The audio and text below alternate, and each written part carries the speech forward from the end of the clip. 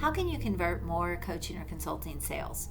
How can you do it without endless hours spent on writing proposals? And how can you do it without chasing clients and trying to track them down or get them to say yes to the proposal that you emailed to them? Well, I want to cover all of this with you today. So I want to teach you a very streamlined way to close more clients in your coaching, consulting, or professional services business. So let's dive in. Step number one is make sure your marketing is doing the heavy lifting for you so that you're always getting very highly qualified leads. This is a really important piece. If you're not converting enough sales, you might have a lead problem. You might actually have a marketing problem. And marketing and sales are two different pieces. They're two different processes in your business. And so you need to first determine, is the breakdown in my marketing? Am I not getting the right people coming to me? And that's why my conversion is not where it needs to be. But let's say you are getting the right leads, right? Let's say you are getting good people, or you're getting a lot of leads coming to you. You want to make sure that you're qualifying them before you spend the time getting on the phone with them, getting into a conversation with them, talking about your services. So I like to teach my clients to put a qualifying process in place. And this is a simple form that they fill out that asks the right questions so that when you're getting on a call with them, there's total clarity on both sides, on your end, what you're going to be talking about with them, and there's clarity on their side as to what they are looking for help with.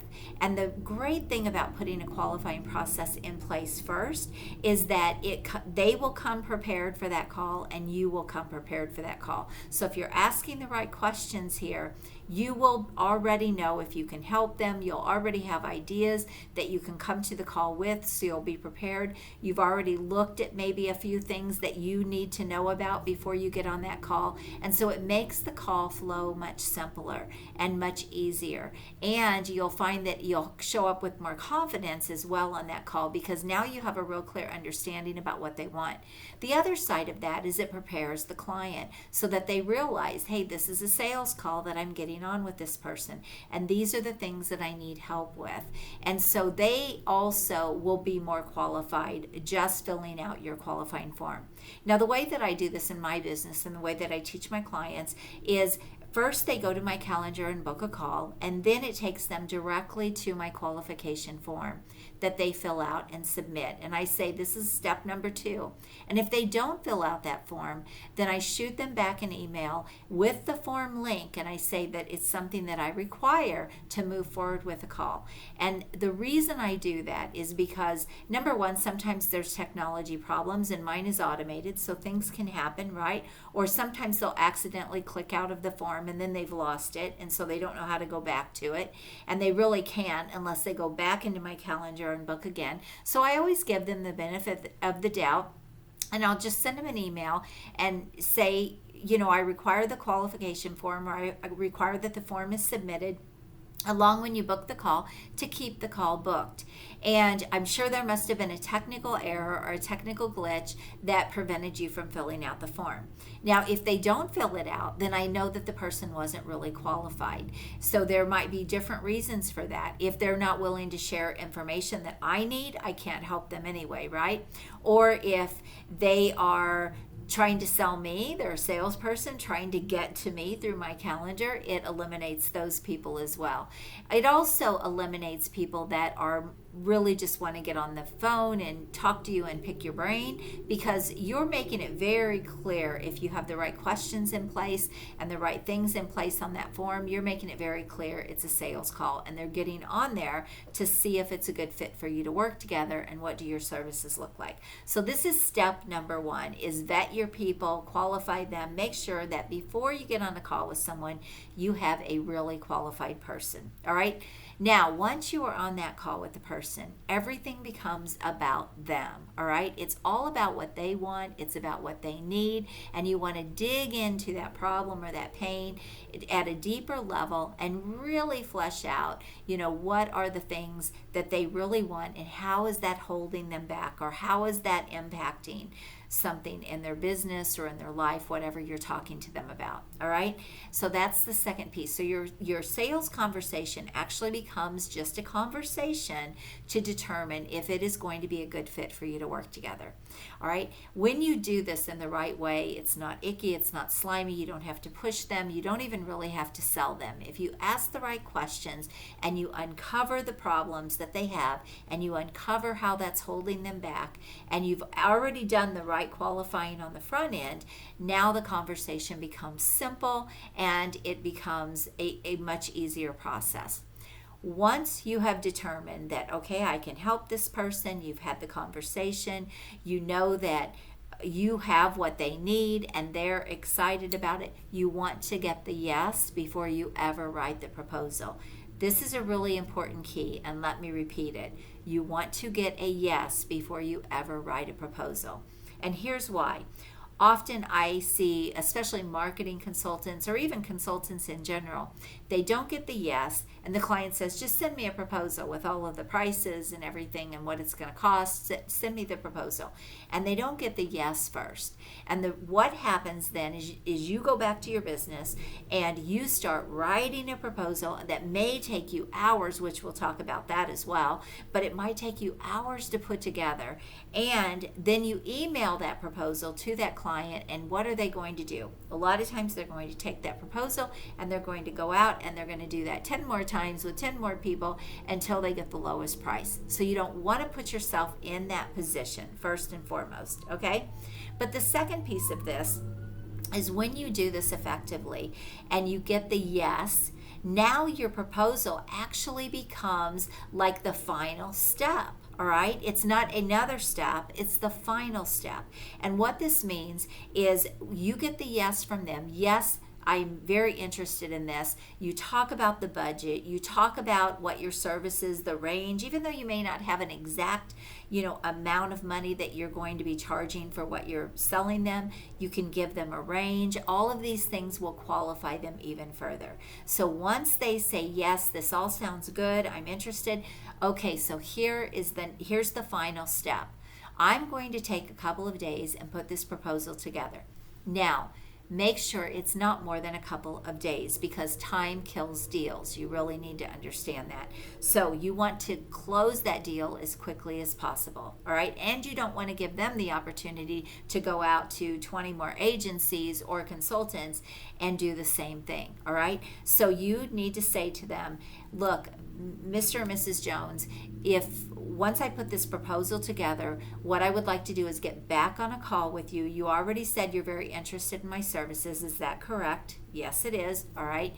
Then what we'll do is I'll put the proposal together. We'll get back on a call in a couple of days. We'll get that booked before we hang up today, and we'll go through that proposal together, and we'll look at which is going to be the best option for you to move forward. How does that sound to you? That sounds great. So when we do that, you'll be prepared to make a decision. Is that right? Yes, that sounds great. Okay, great. So basically, you've closed the sale without really closing the sale yet, okay?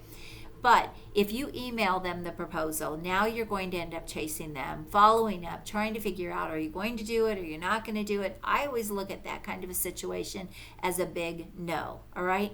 But if you book another call, that means they really are serious. It means they really are interested in your services. And again, it kind of qualifies them even more. And now you can set up that time with them before you get off the call. And by doing that, you've solidified that this is a pretty good thing. Now, here's the other warning though. It is not a sale until the agreement is signed, okay? It's not a sale until the money is in the bank. And so that it's really important to know that. Don't count on deals that haven't closed, all right? I used to make that mistake. We think that client's going to close, and then they didn't, and I was disappointed. Don't ever put yourself in that position. If it doesn't close, until it closes, it's a no. Just think about that, all right? But still, you're getting the yes on that call. You're setting that next appointment to go through the proposal with them, and then on that call, you can close the deal. Mr. and Mrs. Jones, you get back on that call with them. Here are the two options that I came up with. This does this does this. Which of these looks better for you? All right, and from there they can make that decision. And even if you need to negotiate, maybe take some things off or add some things, you can do that right there on that call. And you've already prepared them. If we get back on this call and I've got the proposal and I walk you through and everything looks good to you, you'll be ready to make a decision. Is that right? Yes. So you've collected several yeses along the way with that proposal. All right. So hopefully that will help you streamline your process, close those deals much quicker, and just simplify the whole thing. Now, the other thing that I want to warn you about is writing proposals for little bitty things. Okay.